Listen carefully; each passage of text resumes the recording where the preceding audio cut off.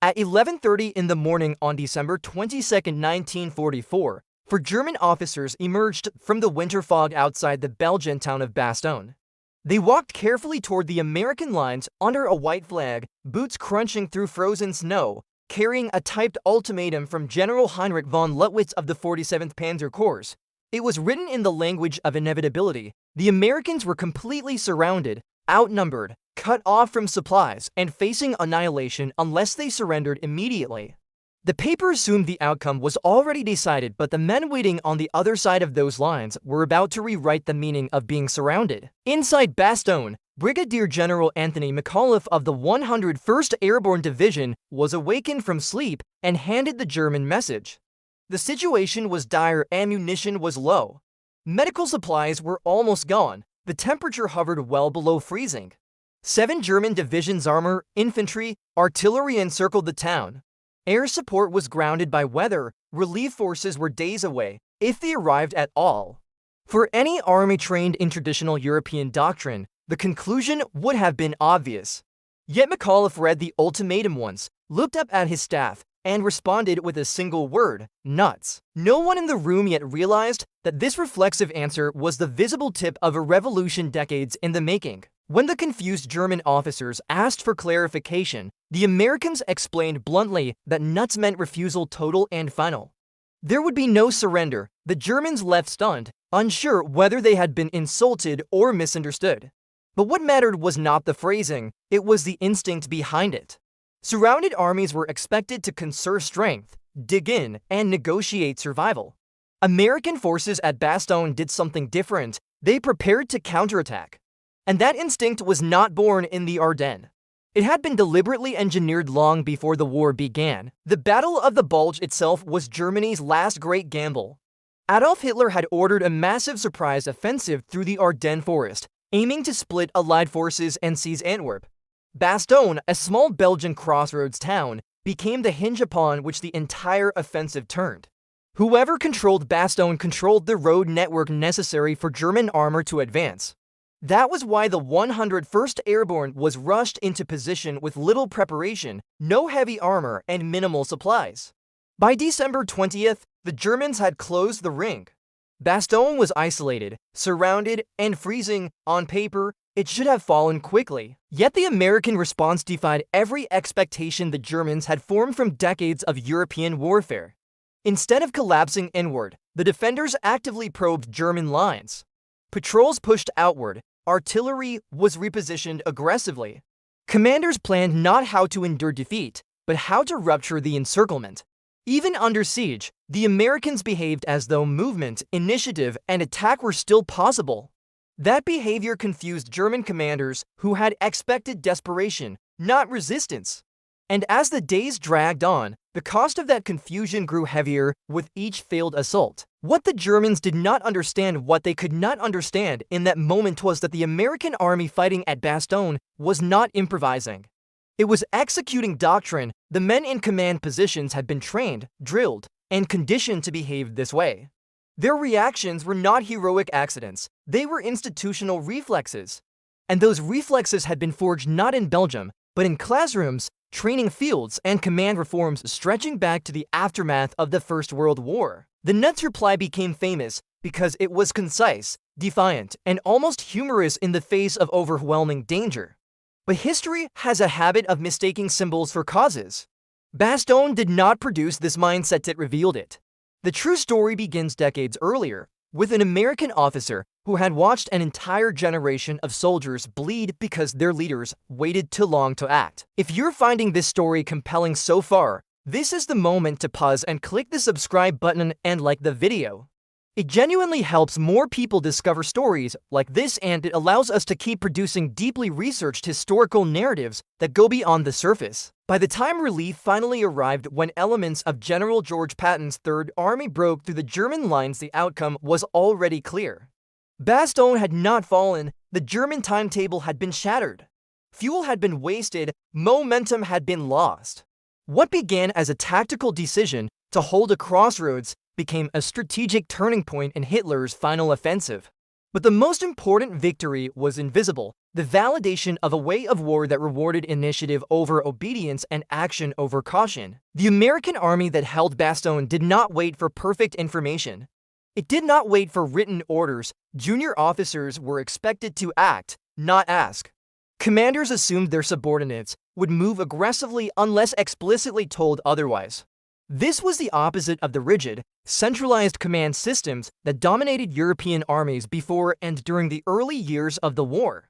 And that difference mattered enormously when communication lines were cut and chaos reigned. To understand why the Americans behaved this way, why nuts felt like a natural answer rather than reckless bravado, we have to leave the frozen forests of Belgium and return to an earlier war. A war where the United States learned painful lessons about hesitation and flexibility and the cost of waiting for permission while men died at the front. Because Bastogne was not the beginning of this story, it was the proof. Long before Bastogne, long before the Ardennes, long before American soldiers learned to counterattack when surrounded, George Catlett Marshall stood in the smoke and confusion of the First World War and watched an army struggle to think fast enough to survive. He was not a frontline hero charging machine gun nests. He was something far more dangerous to complacency, an observer, a staff officer.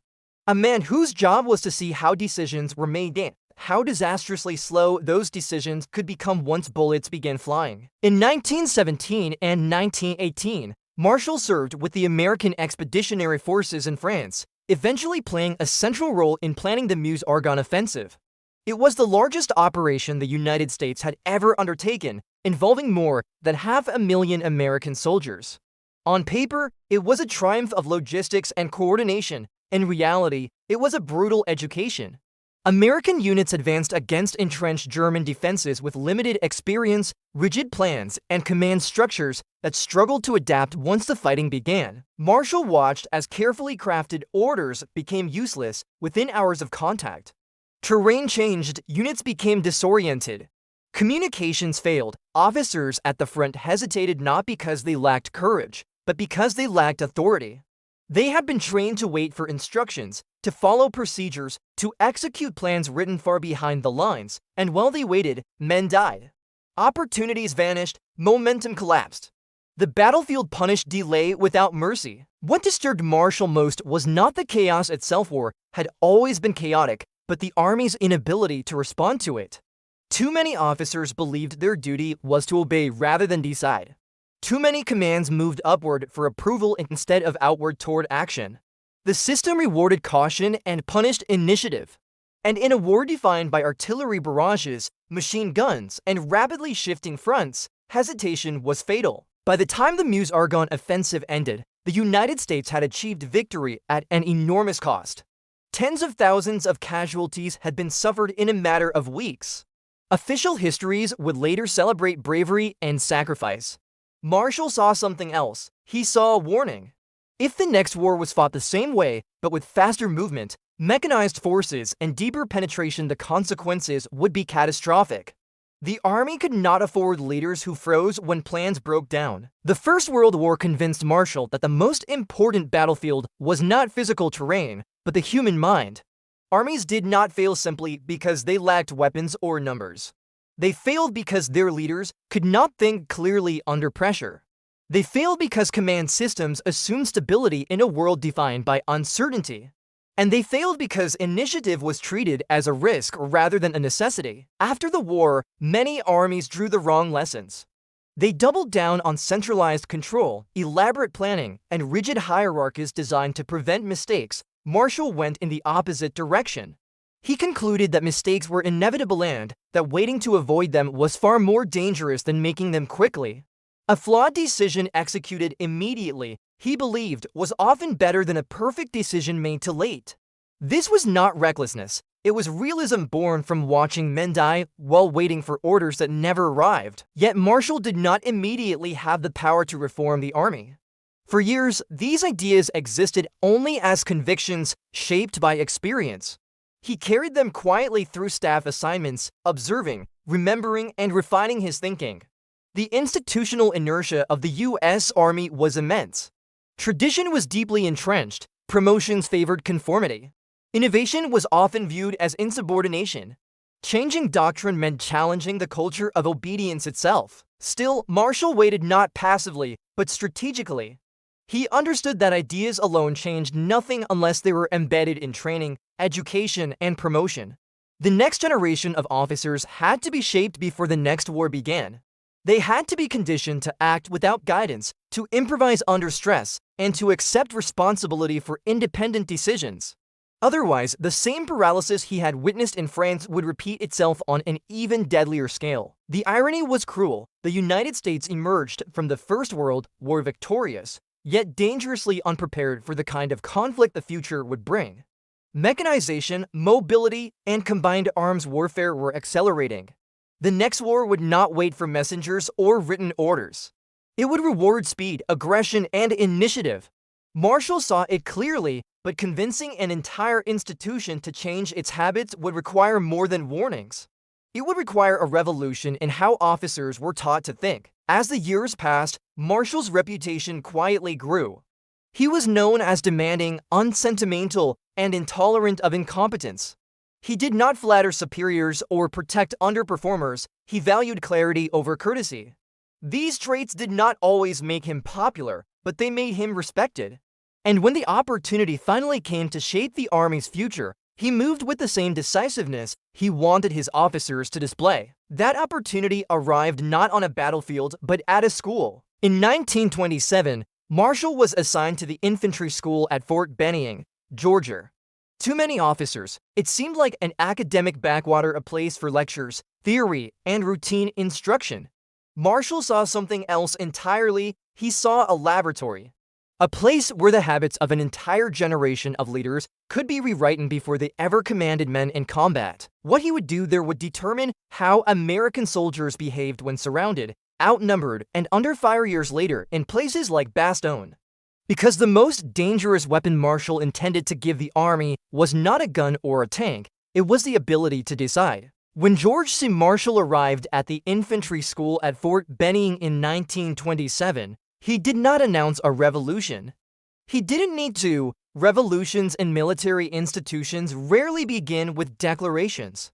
They begin quietly by changing what is rewarded, what is punished, and what is expected under pressure.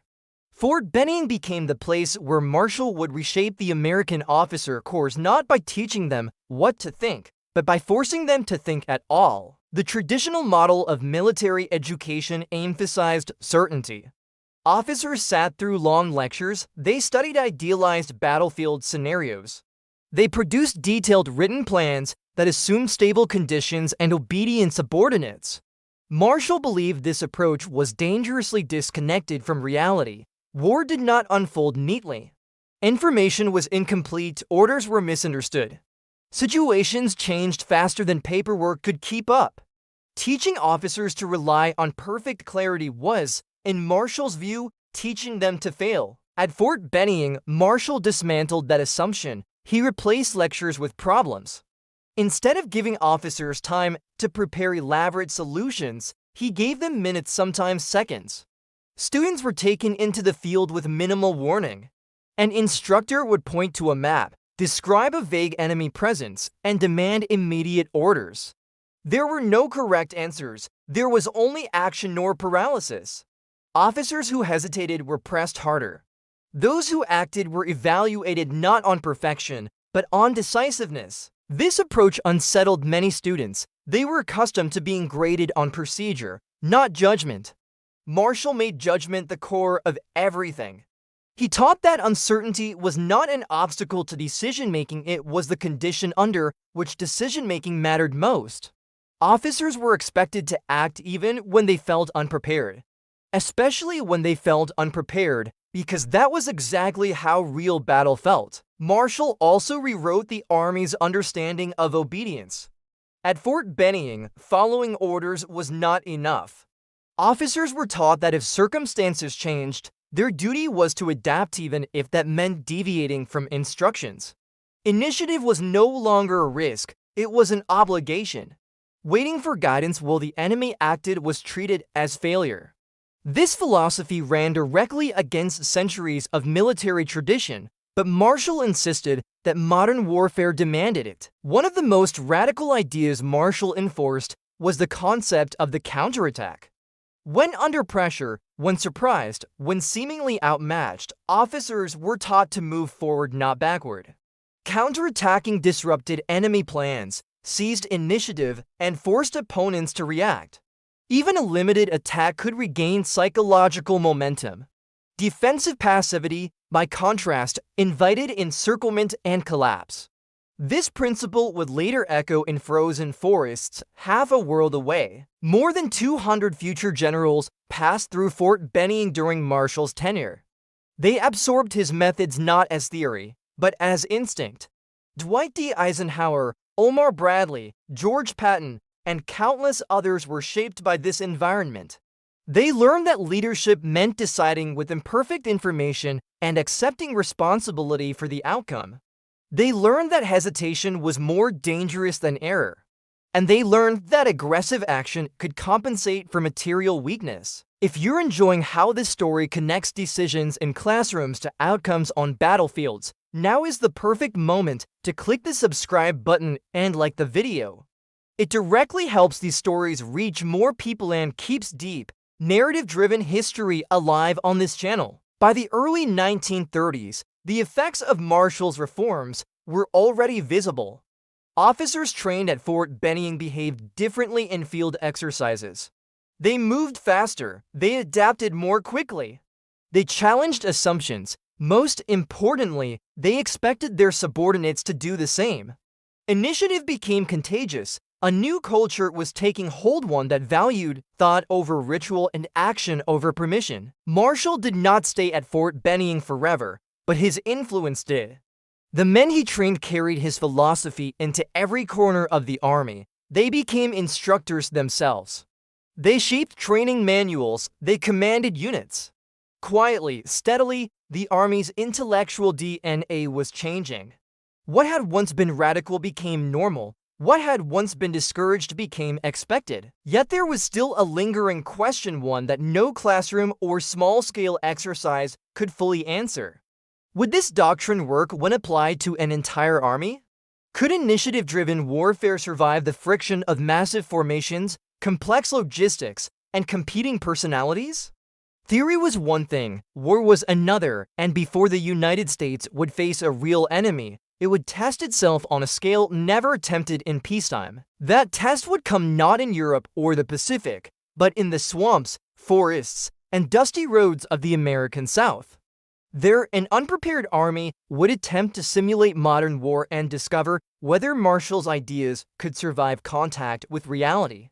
Because doctrine only matters if it works when everything is at stake. By the time George C. Marshall became Chief of Staff of the United States Army in September 1939, the world was already sliding toward catastrophe. Germany had invaded Poland, Europe was at war, and the American army Marshall inherited was dangerously unprepared, ranked 17th in the world, smaller than Portugal's, equipped with outdated weapons, and staffed by officers whose real test was still theoretical. What Marshall did possess, however, was time measured in months, not years, and a doctrine he had spent decades shaping. Marshall understood that ideas were meaningless unless they could function at scale. Training individual officers to think independently was one thing. Coordinating entire armies under those principles was another. To find out whether the doctrine would hold, the army needed a trial by stress, something close to war, but without the cost of lives. That trial came in the form of the Louisiana Maneuvers of 1940 and 1941. The maneuvers were unprecedented. Nearly 500,000 soldiers were divided into opposing forces and sent across thousands of square miles of Louisiana and East Texas. Entire divisions moved as if in real combat. Supply lines were stretched, communications broke down. Commanders were forced to adapt in real time. Marshall observed quietly, resisting the temptation to interfere. He wanted to see what officers would do when no one was watching over their shoulders. The results were revealing and brutal. Units that waited for detailed orders fell behind. Commanders who clung to rigid plans were outmaneuvered. But officers who acted decisively, who exploited gaps and moved aggressively, succeeded even when they technically broke the rules. Initiative consistently outperformed obedience. The maneuvers exposed weaknesses in equipment and logistics, but they confirmed something far more important: the doctrine worked. One officer stood out in particular: Dwight D. Eisenhower. During the maneuvers, Eisenhower demonstrated an ability to coordinate fast-moving armored forces, bypass enemy strongpoints, and strike deep into rear areas. His thinking reflected everything Marshall had tried to cultivate: adaptability, speed, and independence. Another was George S. Patton, whose aggressive movements often exceeded the boundaries of the exercise but revealed what rapid, relentless pressure could achieve. Marshall noticed both men. He did not punish their initiative, he rewarded it. The maneuvers were not about perfection. Mistakes were made constantly, units got lost. Supplies ran short, radios failed, but these failures were instructive rather than disqualifying. They showed what needed fixing before real war began. More importantly, they hardened officers to chaos. They learned to operate without certainty, to trust subordinate judgment, and to move even when information was incomplete. By the time the maneuvers ended, the transformation was unmistakable. The Army still lacked modern equipment, but it no longer lacked intellectual readiness. Commanders expected friction. Junior officers expected responsibility. The culture had shifted. Initiative was no longer exceptional, it was normal. When Japan attacked Pearl Harbor in December 1941, the United States was not ready in material terms. But mentally, its army was prepared in a way it had never been before. As the war unfolded across North Africa, Europe, and the Pacific, this doctrine manifested again and again. American forces moved aggressively, they adapted quickly. They counterattacked when pressured, and when mistakes were made, as they inevitably were, units recovered rather than collapsing. The behavior first witnessed in Louisiana became habit in combat. So when the 101st Airborne found itself surrounded at Bastogne 3 years later, no one needed to explain what to do. The decision had already been made by history: counterattack, hold initiative, reject surrender. McAuliffe's nuts was not a moment of personal bravado. It was the voice of an institution that had been trained to respond that way. The German commanders outside Bastogne believed they were issuing a rational ultimatum.